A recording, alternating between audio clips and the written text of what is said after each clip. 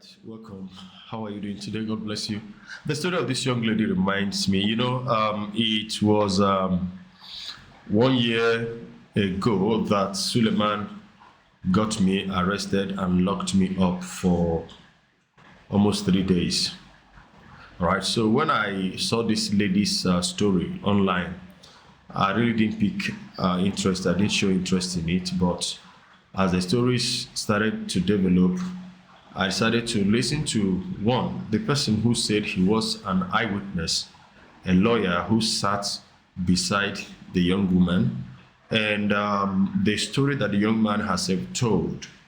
And so it reminds me how people who think they have advantage over others, most especially in this kind of wicked place that we call a country, will use the little power they have to intimidate and bully others. I think I want to play the version of the lawyer, the barrister, who came up to speak for the girl. I actually saw the post of that lawyer on Instagram, either on Instagram or Facebook, when he said, funny enough, I happened to have been seated next to the girl when this thing happened, and there was something he said. He said something that proved that it was the powerful woman in that plane that initiated, that engineered the whole thing. I will play his own version of the story first. Then I will come back to, talk about the little experience I have, because a man who felt like he had power and could intimidate me was his orders were being followed by the Nigerian police that supposedly are there to protect every citizen. Now, but in this kind of a place, once you know somebody in power, once you know any politician, once you know just anybody, you can get away with everything. So here is the version of the barrister who said he was on that flight and was seated next to the girl. Thank you. Good morning. Thank you for having me. It's good to have you, Comrade. I'm also excited to the fact that you're a lawyer. So we saw your statements. You released your statement, and I wish I could get to part of that statement, maybe later. But you gave your own account of exactly what played out. If I summarize that statement, you were basically saying this lady was triggered. At no point did she refuse. But I'm not going to speak for you. You were on that flight. So tell us, where were you seated, your seat number, where was she seated, and what exactly happened that things escalated to the point? Because what you're going to tell us now is what none of us is... So none of us is privy to what you're about to tell us now. We've only had a statement from the Ibom Air, and now a lawyer who was not in that plane but briefed by Comfort has spoken, but you are an eyewitness. So, Barrister, tell us what played out. Okay, thank you. Yes, I'm a lawyer, but I'm appearing this morning, and I'd like to just stick to that. Now, I was sitting to her immediate left. So I was on the aisle seat to the left. She was on the aisle seat to the right. So my seat number was 14B. There was a gentleman to my left who was on 14A. So her own seat number should be either 14C or D. I think the window seat is 14D, while she was 14C on the aisle. So we're right next to each other, and it was a small plane. So I think the distance between us was no more than 2 feet. Yeah, so I heard everything. I saw all that transpired. And yes, she was triggered. Even though the lady, the air hostess, the second air hostess who was speaking to her, was directing all her instructions to her, just me sitting down there, I actually felt humiliated myself, just looking at the way the lady was being spoken to. To be fair, Ibom Air instructed very clearly. The first air hostess that came instructed very clearly, no airplane mode, switch off your phone. After takeoff, then you can put on and put flight mode. So it was very clear. The first air hostess addressed us on the emergency exit road protocols. After she did that, she spoke to Miss Emmanson and said, please switch off your phone. She told her twice, and then this first air hostess left to continue her duties.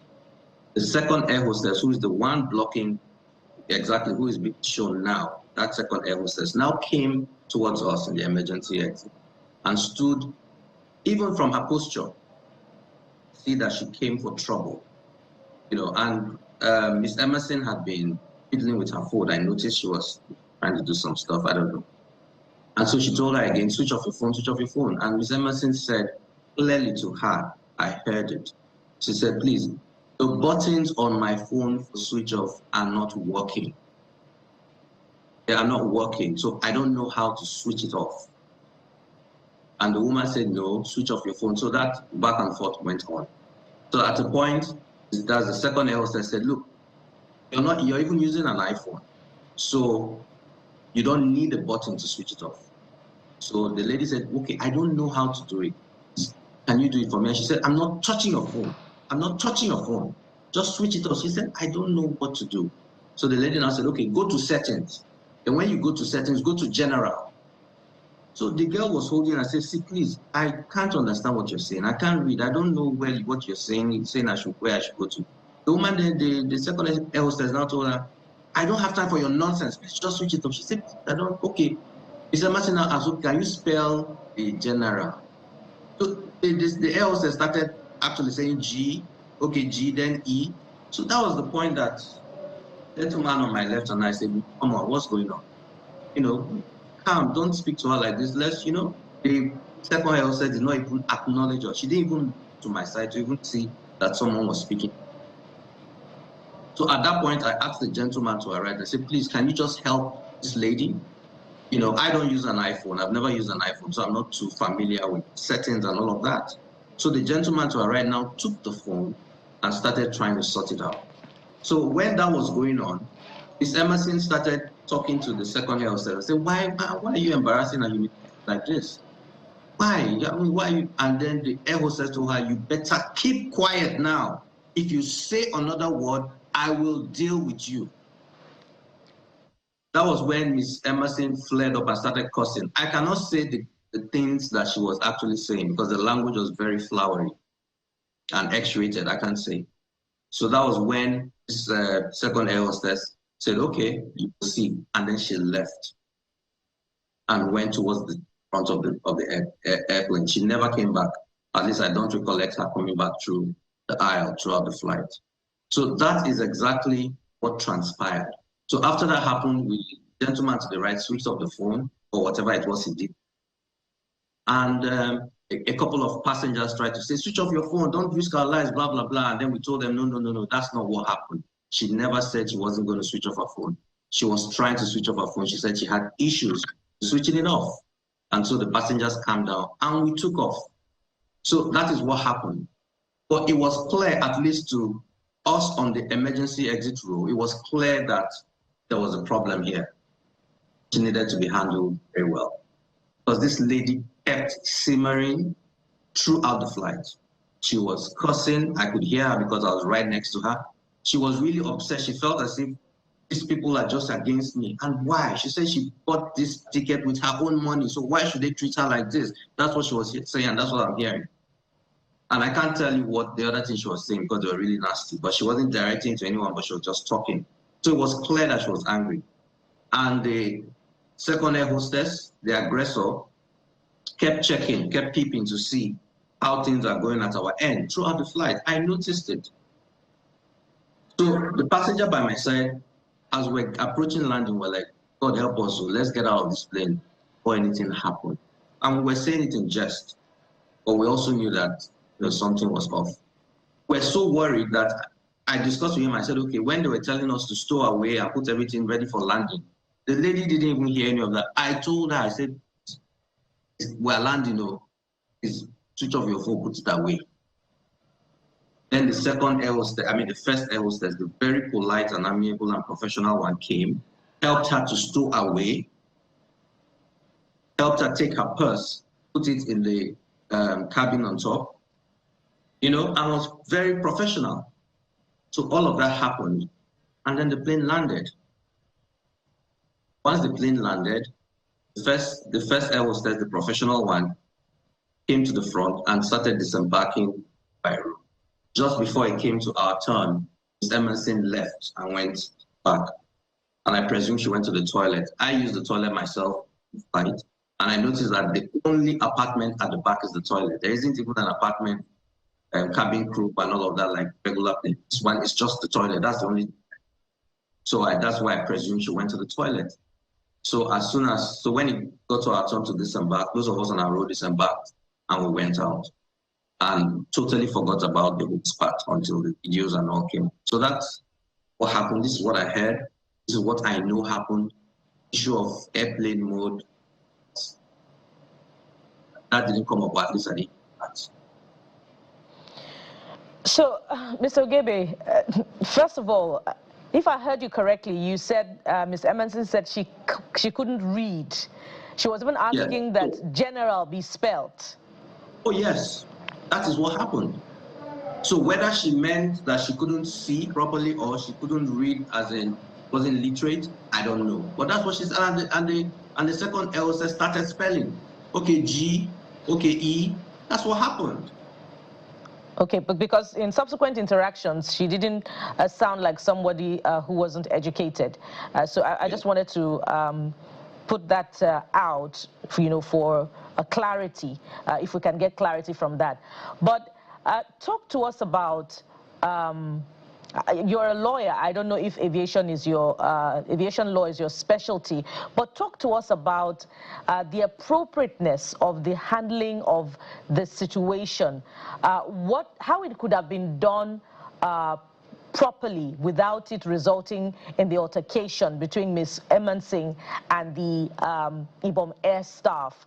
How should they have handled it if they were going to read her the implications of what had happened and how it could have been better managed, so to speak? Because other aspects to this conversation are to the effect that even in international flights, once phones are either switched off or put on flight mode during takeoff and landing, phones are often used, with the internet connectivity provided by the airline. So I'd like you to speak to that. I'd like to point out again that I appeared this morning as a witness, so I wouldn't want to go into argument. However, what I can say very clearly is, even if you can use your phone on international flights, you have come into a domestic airline, and if they have said this is our policy, switch off your phone for takeoff, obey. When you go on your international airline and they allow you to use your phone, then very simple. How long will it take you? And I noticed that a lot of times this issue crops up basic airline. So let's just obey. Simple. It's not very difficult. Now, as a human being, as a citizen, talking about how she was handled being taken flight, and a little bit of humility and humaneness.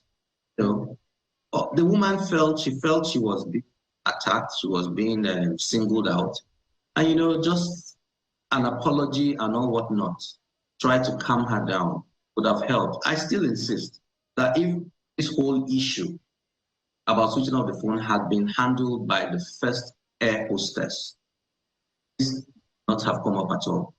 Now, moving forward, the actions of Ms. Emmanson, her reaction was not commensurate to the issues at hand. Completely not commensurate.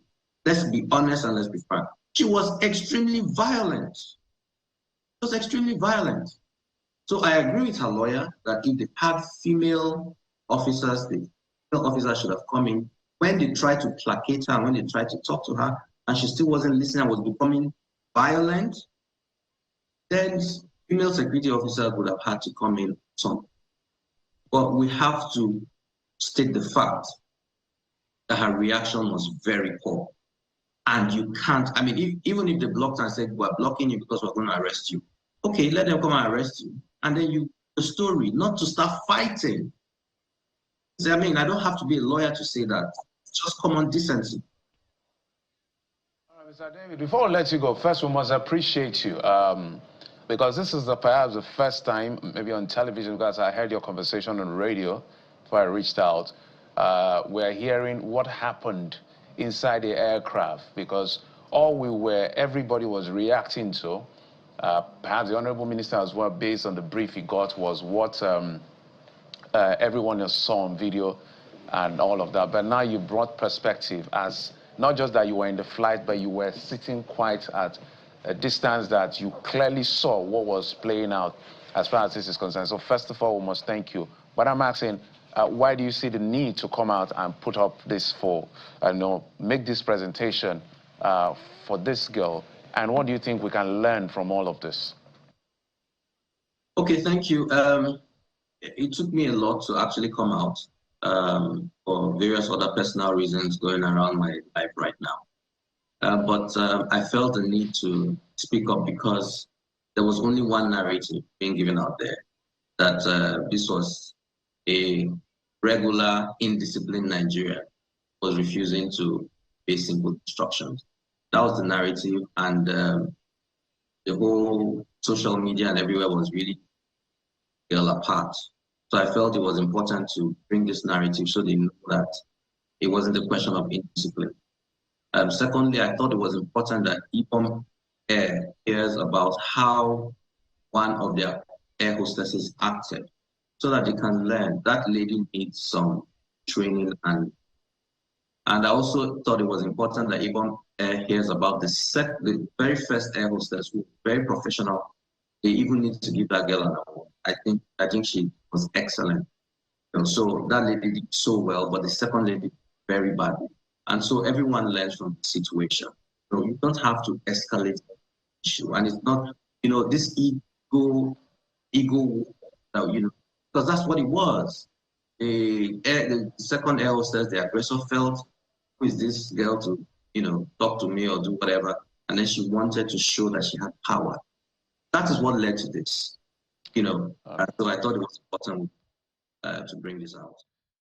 So from everything you have heard, we may not take this as being enough. I will play the girl's story as well.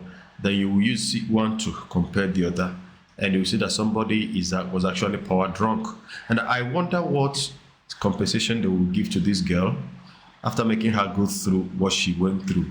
Let's forget about individuals, or the picture of the girl on her Instagram page where she takes pictures, or she took pictures, herself being almost unclad. That does not mean that anybody should be treated the way she was treated. Part of the reason I refused to watch the video was because the first time my eye saw it, I saw that the woman was almost stripped naked. Her top was torn. All right. So I remember, receiving that invitation from the police in Abuja, and the unit that are saddled with cyber crime activities. So after dilly-dallying, after not being sure where the invitation was coming from, because everything they did before I received the letter, or before I went, was very suspicious. There was the person who thought he could entice me with 2 bags of rice, 1 cow, that he claimed he wanted to use as a condolence gift for me, because that was the period the preparation for my mom's burial was up. And so he called me. He was like, that he heard the burial has been postponed. I said, yes, but in the next 2 days we'll have it. He said, okay, that he will be waiting for me. But when I returned to Lagos, that he was going to give me a cow and 2 bags of rice, and what other thing? But that if I would like, he could monetize them. I said, oh, fine, thank you very much. When I come back to Lagos, I will let you know. And eventually, after discussing with him, I began to feel uneasiness within my spirit. He told me that he was supposed to travel, but that because he would be waiting for me, he was going to change his plans. of traveling, that he would actually want to see me. I told him, sir, no, don't change your plan of traveling because of me. I've decided to stay back and to have some private time with God. He wanted to persuade me. I said, no, don't worry, I appreciate everything. So off the conversation, ended. Now, for you to know that he was actually a criminal detailed to kidnap me. Few weeks ago, I searched for that number. I sent him a text. He couldn't remember me. He couldn't even picture that there was a guy who he claimed to have been listening to, and that my videos have been a blessing to his family. He couldn't remember. I said, I know you will not remember because you were detailed to kidnap me. He said he doesn't know what I was saying. I said, fine. Then, so I had to consult somebody who helped me to consult a pastor Ita. That's a very good man, who helped me to contact his two spiritual daughters living in Abuja. Two of them are lawyers. One is working with EFCC, and also he provided for me an accommodation where I stayed, throughout the time I went there. Now, what happened was that on the 29th of July, 2024, together with the lawyer, we went to that place. We went, and initially the police people were very friendly. They told me somebody wrote a petition against me, and that they were there to see that nobody intimidates the other. If what the person said was true, then they will start there, whether to prosecute me or to persecute me. But if it's not true, that the police station, so to speak, was for everybody. I was calm, I was relaxed. So they now brought out the letter. That was when I got to know that it was Suleman that wrote petition against me. And for those of you who didn't know, the reason for the petition was because I criticized him for criticizing Paul. I criticized him for saying that Jesus told him that the revelation of Paul were not Jesus' revelation, that it was Paul's own ideas. He went ahead to say that Paul didn't know anything, that everything he wrote was taught him by the other apostles that were with Jesus. Now, this, was going on, and it was like madness. And I remember the experience I've had with Muslims. Now, I'm telling this story for those that didn't know, all right? So in case you know it and it's looking boring to you, you can skip and move ahead to watch the story of the lady with the Ibom Air Emmanson. So he was sounding like what I have heard Muslims say, that Apostle Paul was a liar, that everything he wrote, he lied. So I was like, if a preacher who is preaching with the Bible, and in most cases quotes from the same letters of Paul, could condescend this low to tarnish the credibility of Paul's writings. And if you look at the whole New Testament, 27 books, and Apostle Paul wrote at least, the ones we are sure, 13. If we add the book of Hebrews, which is still being debated, now that's 14. That is more than half of the books in the New Testament. So if you take away the books, the letters of Paul from the New Testament, the Bible we have is not complete.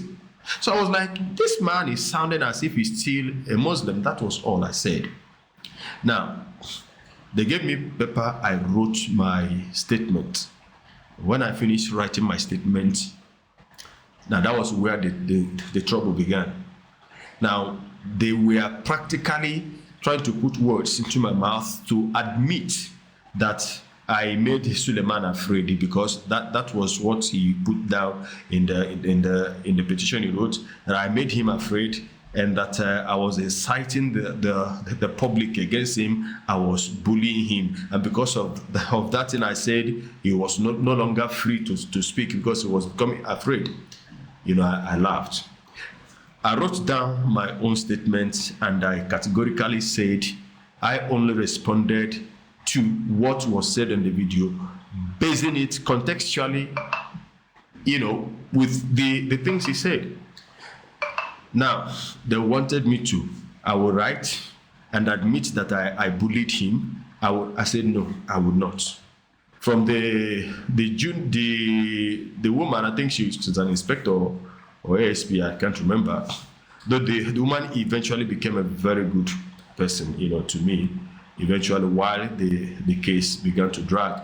So from the first lady to the inspector, that they were just calling themselves from one rank to the higher rank to the higher rank. All they were doing was just that they will not take my statement. I said, it's my statement, it's my story. I told my own story. Leave it the way I have told you. That is what happened. You cannot make me write a different thing. But then my lawyer, who is so brilliant, if you see her, you think she's a teenager, very smallish, but a courageous young lady. So she told me never to agree with what they are saying. Now, it got to a point where they brought me from the downstairs to the office back, and they brought one small boy that I know. If he was in my family, he would be calling me uncle. But because he has fed fat with the federal government money and whatever money they make, and that one sat down again for like 1 hour. I was saying that my statement that they will not take, that I must write what they are asking me to. I said I will not write. He tried all that he wanted. I said, I will not write any other thing. What I have written is what I have written. That is my own statement. You cannot tell me what to write. At least by God's grace, I may not have gone to school too much, but I still could write. So I wrote what you were able to read. I cannot write. I can't write any other thing. So he stayed there. After some time, he said, well, that I had shot myself in the leg, that he was trying to help me. But now that he has given me an opportunity, all of them did lies. Because they just wanted an avenue whereby I would, by myself, commit myself, accepting the lies that the petitioner wrote about the content I created. You know what happened? That one left. Now, they now took me to deputy or assistant commissioner of police there. Most of these people are my tribesmen. That one too, that one sat me down, and as if he was cracking jokes, we cracked joke and all that. That they should give him a plain paper so that I will write my statement. I said, but I've written. He said, no, you've not written. That one you wrote is not enough. You would still write more. This man, oh God, I saw devils. I saw demons. There was nothing this man could not do to cajole me into writing. I insisted I wasn't going to write anything. He said if I didn't write, that they would keep me there. After some time, that there's nothing now. So he said, okay, that I should just be answering his questions. I said, okay. I took the pen and paper. He will ask me the same questions, pointing out at the videos. I will give the answer, corroborating the same thing that I had written in the first statement. So after a long time. Meanwhile, at this point in time, my bail bond, according to them, was to be signed if I wrote those things. So when I insisted, he now took me to the last office. The commissioner of police office there. The man that is in charge, I don't know if he's still there, somebody he took me there, and was like, you man, why are you giving us stress? Why are you not cooperating with the officers? I said, I've cooperated, sir. I've written my statement. But they said that what you wrote was not enough. I said, that's what they're saying, but I know I've written enough. He said, oh, go down and write whatever, in his words. Go down and write whatever they want you to write. I said, okay. We went down again. They gave me paper. I repeated my statements the same way I wrote it, but different wordings. I wrote it. Now, when they became tired, they now made my bail application. They gave me serious conditions that I would never have been able to meet. in Abuja there. I'll get two shorties, somebody who has about a landed property up to 50 million naira, and that will be of level 14 and all that. Two persons. For what? Because I criticized a man. Now we're talking about power, being power drunk. So the story of this young lady reminded me, I felt so sad, I felt so bad. But you see, there is one thing that I know, that every wickedness will be met with just recompense. Because you need to see how these people were, they were speaking as though they were under threat. They know the truth. They know the truth. At some point in time, one of them said that he would do this case and God will bear him witness that he did the right thing. But you're not doing the right thing. You see, you're not doing the right thing. Just trying to intimidate me when I refused. Of course, the stringent conditions of my bail that they gave became difficult for me to fulfill.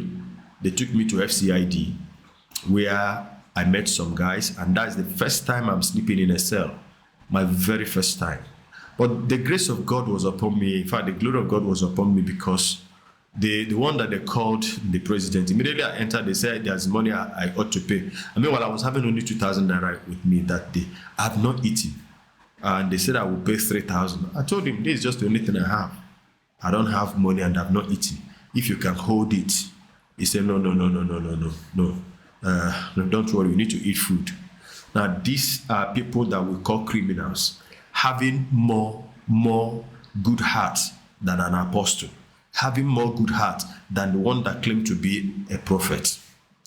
So he ordered the boys who are serving him there to give me 2 blankets, one for me to put on the floor, and then the other one for me to either use to cover myself or use as a pillow.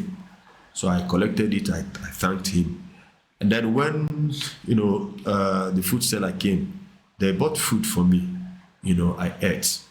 Then this was happening on the 29th. I slept there 29th, slept there on 30th. Then on 31st, my lawyer now began to contact some persons that made them to now reduce the jail terms. I mean, the bail condition.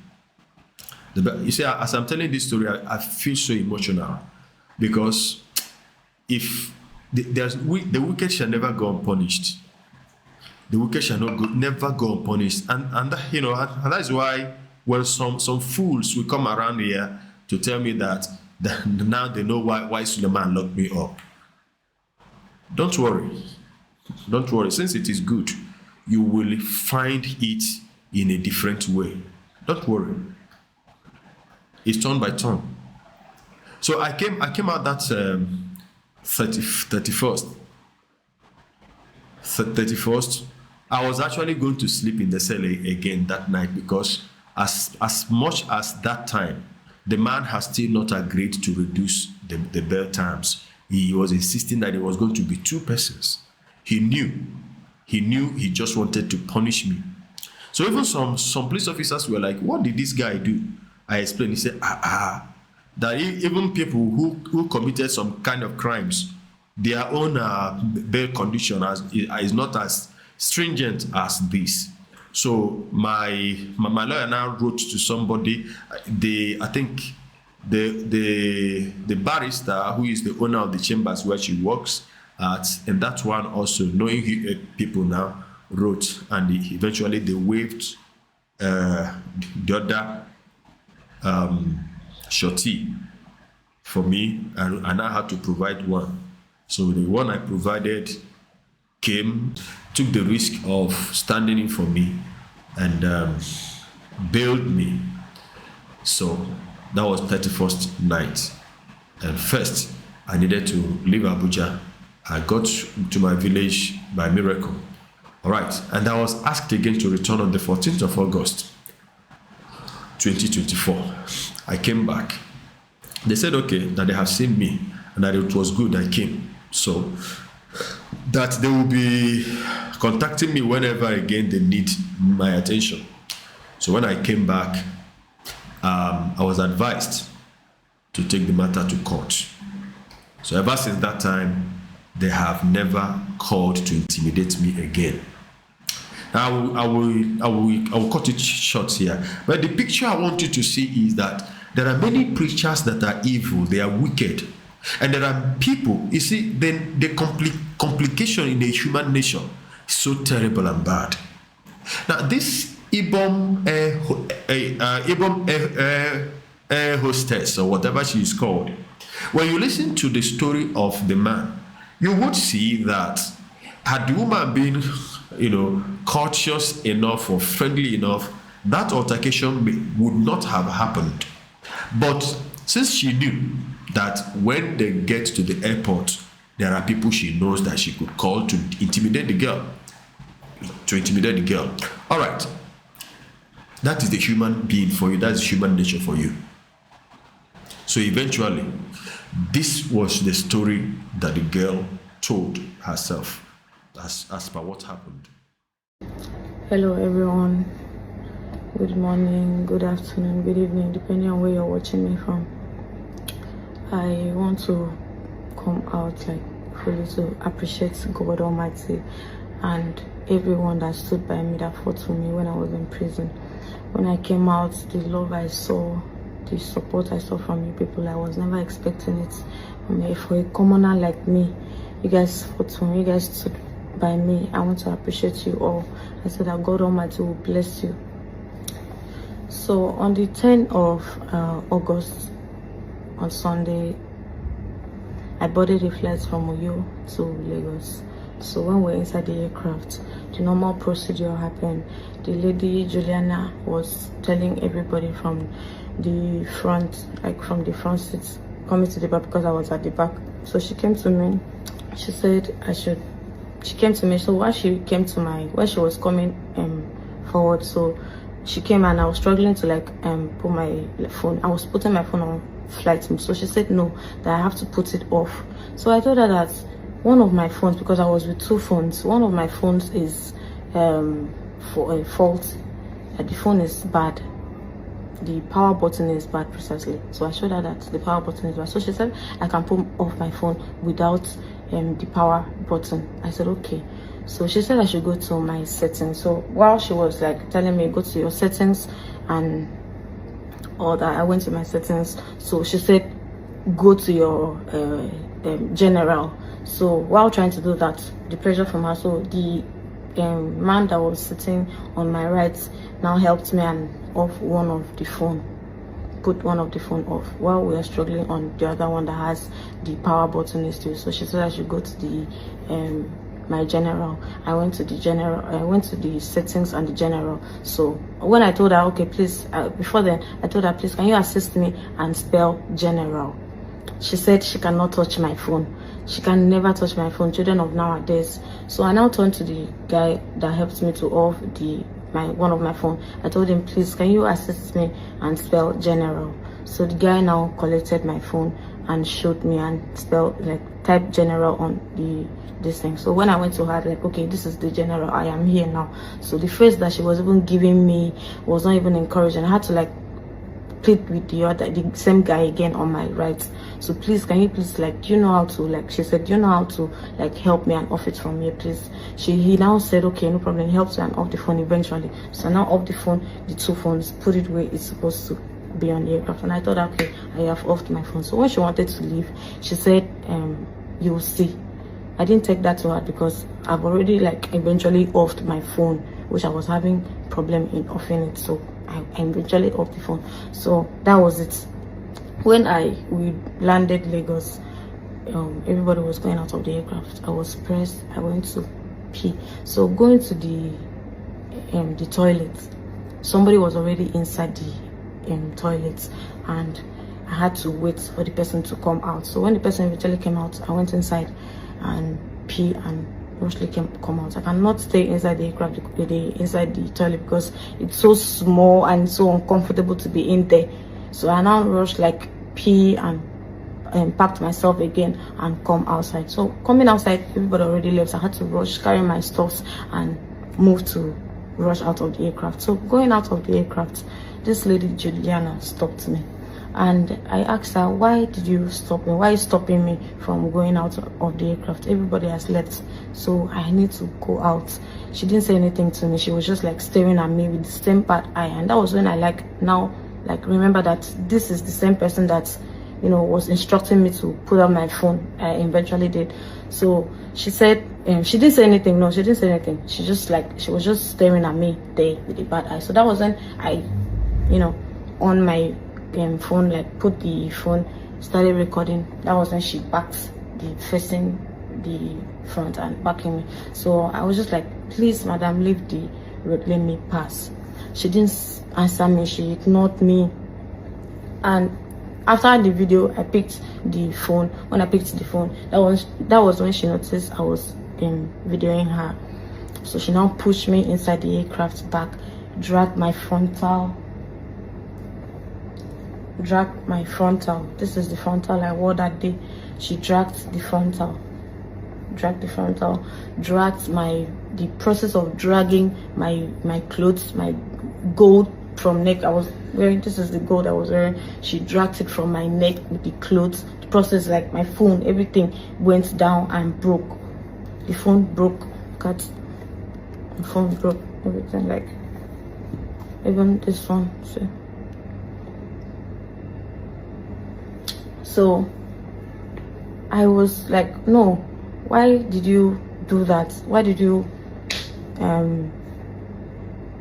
break my phone, like drag my frontal? The pain of removing my frontal, you know how frontal can be when you install a hair and then it's forcibly dragged out. It's so painful. So the pain of doing that to me, that was when I went to poke her. God knows that I can never go and poke an elderly woman, somebody that's old enough to be my mom. Poke her for what? Poke her. It was the pain she inflicted on me, the frontal pain, dragging my gold and everything on the floor. That was the anger. I was so angry, I could not even like hold it. That was why I was asking her, why did you do that on the video, the trending video they posted? Why did you do that? Why did you do that? I asked her, why did you do? Because you dragging my frontal wig and like dragging me, calling me a prostitute at the process. No, I just had to ask her, why did you do that? Why did you do that? That was why I poked her on the video. Why did you do that? So while on that, the whole thing, like those guys came inside the aircraft and like started like surrounding me, and I was like, why? Now dragged me outside. That was when they dragging me from there. You saw how they dragged me from the video. That was what happened. Like they came inside, dragged me outside, and then at the process, she now like dragged my clothes, and the clothes, it was pinned on me because it was pinned. I thought that was my inner. It was pinned on me. The pain of dragging it and its pain, it's wounded me inside. That the pain and everything, the hair, the frontal pain, this other pain. I was just trying to like help myself when they dragging me out of the, trying to cover myself. My body was out there, and then they were videoing at the process. My body was out. I was even looking for a way to cover it. Some of them were like, trying to like touch me, and I was trying to cover myself, defending myself. Like I was the only one there, and they were like surrounding me, trying to cover myself while they were trying to do video. All of them, they surrounded like videos, cameras everywhere. I was surprised because like I never expected that. Like tearing my clothes and videoing everything, videoing me, my body outside, my naked body outside, plus the pain. No, it was so much for one person to bear. It was so much on me. I could not like hold myself again. I was just like very angry. Started like asking them, why would you do that to me? Why would you do this to me? And still like video me again and still put it out there. Like the trauma, like it's too much on me right now, because right as I'm talking to you like now, I cannot like even go out again because my body is out there. People already know that this is the person. They know me. I cannot even like go out again. I'm ashamed to like go out because my body is out there. Some people have even used it to make sticker. So that was what happened inside the aircraft before the incident that I booked her.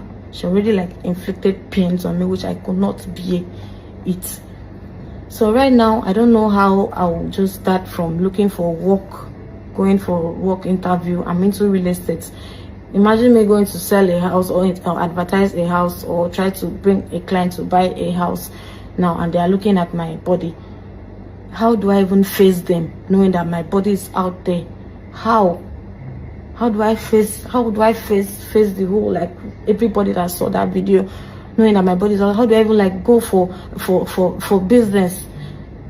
Imagine me going for business and somebody's looking all on my unborn kids coming to see that, or a man that will marry me saying that my reputation. No, Jesus. That is why, the reason why I have not come out to say the part of the story is because I was still on treatment. I'm trying to round up my treatment. As you can see, like, I'm trying to round up my treatment. That's why I could not come out to say the part of the story, what happened. So that was what happened inside that flight. It wasn't even like a big deal. I never expected that incident, offing her phone, which I was trying to, not like when she said I should off the phone, I was like telling her no. I told her why the phone was still on, that it was because of the power button. So I never like know that it would come out like this, seeing my body outside. People are even making mockery of me, sending me Instagram, WhatsApp, Facebook. My body is out there. So I don't know how I'll go from here, and I really want to continue my life, my normal lifestyle. People that knows me knows that I am not really a social media person. So I don't know how to face the whole, like, the people that saw my video, my family, the people that saw the video, facing them, doing business with them, coming to do business, and somebody is watching my body. It's so embarrassing. I don't even know how to come about with that. So this is the part of the story. This is all that happened inside the aircraft. So I'm happy I'm strong enough to be able to talk now. So please, this is what happened. I'm not a trouble person. I am not a nuisance. People that knows me in real life, they know the kind of person I am. So that was what happened inside the aircraft, which I never expected that it would be like escalate like this. Because not like I refused. This is not the first time I'm traveling. I never refused to off the phone. I only told her that my power button is bad and I needed her assistance to do that, which she refused. But the passenger that was sitting close to me assisted me eventually off the phone. So I thought that was it. So please, this was what happened, and I'm happy I've come up to tell you people what happened. But I'll round up my treatments, and I pray I should fully recover from everything and move forward and go back to my normal lifestyle. Please. Thank you very much, and God bless you. I'm waiting to see whether the government that was so quick to take this girl to Kirikiri because of the bad side, the story side of the woman and whoever came to bear witness. You needed to see how men were dragging this girl. And somehow, people who didn't see, people who didn't know what happened, were quick to judge and condemn this girl. But if not that somebody was power drunk, that situation would have been saved. It would not have happened. Of course, there was the other person that came first. I understand that in the plane, there are some irresponsible people. The few occasions I had to travel by air, when they will come and ask everybody to switch their phones off, you still see some people keeping their phones on. Now, but going the extra mile of humiliating this lady the way that other woman did, at times I'll be like, but these are women. Why is it that women at times will be so mean to their fellow women? Well, it is life. It's life. There are some good-hearted women. There are some women whose hearts have been blessed. So also men. There are some men that are very tyrannic, like the person I spoke of. tyrants everywhere.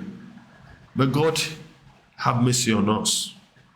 Thank you very much, and God bless you. I'd like you to tell me what you think in the comment section. Till I come your way again in the next video, may your brother in the Lord, from me to you, Shalom.